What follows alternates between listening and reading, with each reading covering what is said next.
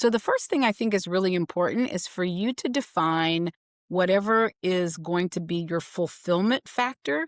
I would call that as the anchor for your budget. So for example, one of the things that's really important to me is that I have time to rest and spend time in local markets, that I have time to cook, explore new ingredients, take a cooking class, that I have time to walk on or near water or in a park if it turns out that I'm not in a coastal location.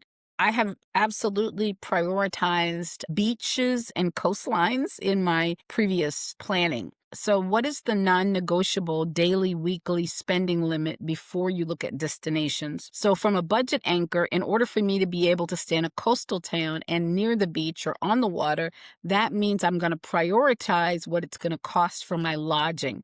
So that means I'm not going to do as many experiences. There have been trips that I've taken where I was in a place where the lodging was so affordable that I was still able to do Airbnb type experiences, which to me are a little bit more pricey, worth it. And the reason why you want to look at your non-negotiable spending limit before you look at destinations is not because you want to be focused on affordability, but that part of why we're traveling is that we want to be able to embrace ease and we want to be able to relax.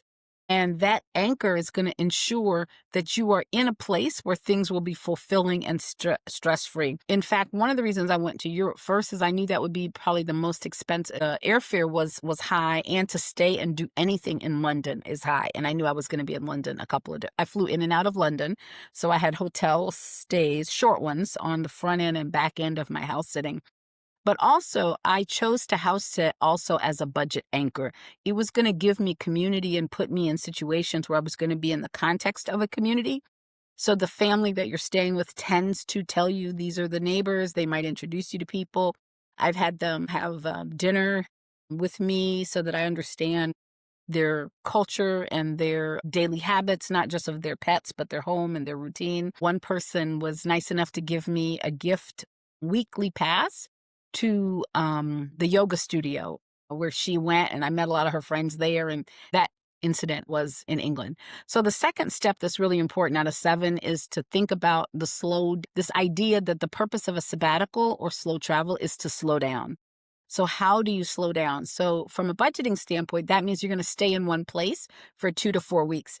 Even Airbnb homes, that's my preference or has been, gives you a discount at 28 days. I've often stayed places 20, 21, 22 days. And especially if the discount they're giving is, 2 to 5%, I would ask them, would they be willing to knock a percent or two off this is before I book, if I book with them. And I've done that a couple of times when I've had 21 and a 24-day stay, and they completely did. I prefer not to do corporate bookings, but I absolutely have done it with an individual. But as I said, Europe was expensive and I did it more in Europe. I haven't felt the need to do it other places. I did it one other time, but for a reason that I get into in another video.